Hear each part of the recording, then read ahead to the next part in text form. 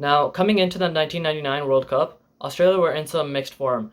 They won a tri-series they hosted with England and Sri Lanka at home, and they played a 7-match series in the West Indies in March-April of 1999, and they drew that series 3-3. Notable new additions to Australia's batting lineup were Adam Gilchrist, Damien Martyn, and Darren Lehmann. As for the bowling attack, it remained mostly the same, with Damien Fleming, Paul Rifle, and Glenn McGrath as the pacers, while Shane Warne would be the lone spinner. Australia's 1999 World Cup campaign would start on May 16th. Their first opposition would be Scotland, and as expected, Australia would win easily, by 6 wickets. Their first tough match was 4 days later, against New Zealand. Darren Lehmann would top score for Australia, scoring 74 runs, but 4 wickets from New Zealand left-arm pacer Jeff Allett would keep Australia to a below-par 213 for 8. In the chase, Australia had New Zealand struggling at 49 for 4, but a 148-run partnership between Chris Cairns and Roger Toos would secure New Zealand a 5-wicket win. Oh, beautifully hit. That's hit like a rocket. That's a good shot to finish it. Roger Toos. Australia's next match was against Pakistan. 50s from Inzamam ul Haq as well as Abdul Razak, plus a cameo from Moeen Khan, would take Pakistan to 275 for 8 in their 50 overs. During the chase, many Australian batsmen would make starts, but none of them would kick on to a 50-plus score.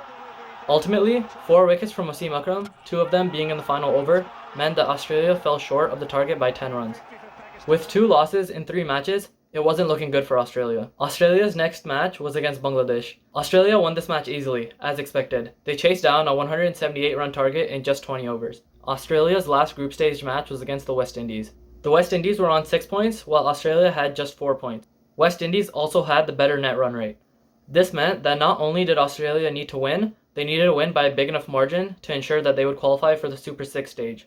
And they would do just that. Glenn McGrath would run through the West Indies batting order, taking 5 for 14. Shane Warne also chipped in with 3 wickets of his own, and West Indies were all out for just 110. With such a small score, Australia had 47 overs to chase down to target, ensuring that they would qualify for the Super 6 stage. Curly Ambrose gave them a bit of a scare at the start, but eventually Australia would slowly but surely chase down target in 40 overs, qualifying for the Super 6 stage. While Australia did manage to qualify for the Super 6 stage of the World Cup, they lost to both Pakistan and New Zealand, the 2 other teams who would progress to the Super 6 stage from their group, meaning that 0 points would carry over for them. They'd start in the Super 6 stage with a clean slate, realistically meaning that they had to win all 3 of their Super 6 stage matches to stand any chance of qualifying for the semifinals. Their first Super 6 match took place against India. 83 from Mark Woe, as well as cameos from other batsmen, would take Australia to 282 for 6 in their 50 overs. 3 top-order wickets from Glenn McGrath would lay the platform for Australia to bowl out India for just 205. Australia would win the match by 77 runs. Their second Super 6 match took place against Zimbabwe. A century from Mark Woe, as well as a 50 from Steve Woe, would take Australia to 303 for 4 in their 50 overs. Australia did not bowl particularly well. However, the target was big enough that Australia would chip away at wickets every now and then, and Zimbabwe were not able to score the 304 runs required, even though they did bat all 50 overs. Going into their final Super 6 match, Australia found themselves outside of the top 4 that would qualify for the semifinals. Australia were on 4 points and would need a win in this match to secure a spot in the semifinal. Their final Super 6 match was against South Africa. A century from Herschel Gibbs, as well as a cameo from Lance Klusener, would take South Africa to 271 for 7 in their 50 overs. In reply, Ponting scored 69, and Steve Woe would score 120 not out after being oddly dropped by Herschel Gibbs to secure Australia the win by 5 wickets and a spot in the semi-final of the 1999 World Cup. I don't believe it. 1 to win, 3 balls to go. And that's it. Australia have won a vital match, which has ensured that they will go through to the semi-finals. Now, the semi-final also took place against South Africa again, just 4 days after they played previously in the Super 6 stage. Honestly, this match deserves a video of its own, but I'll try my best to summarize it. Australia batted first. Top order wickets from Alan Donald and Sean Pollock would have Australia struggling at 68 for 4. Steve Woe and Michael Bevan would put on a 90-run partnership before Sean Pollock came back into the attack and broke the partnership. He actually took 2 wickets in that over. From here, Sean Pollock and Alan Donald would clean up the rest of the tail, sharing 9 wickets between them. Australia would be all out for 213. In reply, South Africa's openers, Herschel Gibbs and Gary Kirsten, would give them a good steady start. South Africa were 48 for none after 12 overs when Shane Warne would enter the attack and change the game on its head. From the city end. Always bowled him. What an absolutely brilliant delivery. Drifts in, the Gatting delivery actually drifted down the leg side to make it even more unplayable. In fact, that did land short of the... And there's another one. And there's another one, Cornier.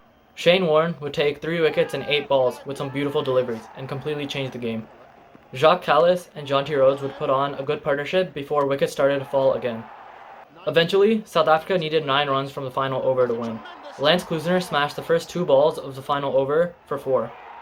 Scores were level, and South Africa now just needed 1 run off 4 balls to secure their spot in the World Cup final. Australia still had hope though, as South Africa were 9 wickets down, and a tie was all that they needed since Australia placed higher than South Africa in the Super 6 stage. The next ball would be a dot ball with Alan Donald almost being run out at the non-striker's end. On the next ball, Lance Klusener would strike the ball towards mid-off and take off for a run, while Alan Donald would not. The miscommunication resulted in Alan Donald being run out. As a result, the match would be a tie, but a tie was enough for Australia to book their spot in the World Cup final. While Australia's semi-final was a blockbuster, the final was very anticlimactic. Pakistan batted first and never really got going. McGraw, Fleming, and Moody would take top-order wickets, and then Warne would come into the attack and continue where he left off in the semi-final. He cleaned up the middle order and the tail, finishing with 4 wickets. Pakistan were all out for just 132. In the chase, Gilchrist would score a quick 50, and then cameos from Ricky Ponting and Mark Woe would ensure that Australia easily chased down to target by 8 wickets, winning the World Cup.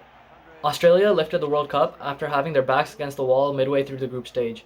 Steve Waugh was Australia's highest run scorer, scoring 398 runs. He scored vital runs in the Super 6 game and the semi-final, both against South Africa. Shane Warne was Australia's highest wicket taker with 20 wickets, 8 of which came in the semi-final and the final. After losing 2 of their first 3 matches, Australia would not lose a single game after that en route to lifting the World Cup.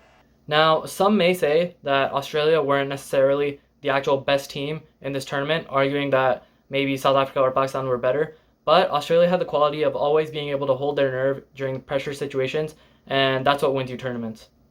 That ability to hold your nerve under pressure was something that both South Africa and Pakistan were lacking.